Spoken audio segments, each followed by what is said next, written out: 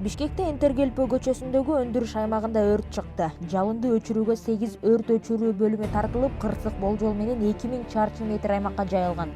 УКМ өрт саат таңкы 5:15 толук өчүрүлгөнүн билдирди. Адам өмүрүнө зыян келген жок. Соц тармактарда өрт чыпсы чыгарган заводдон чыккандыгы айтылууда.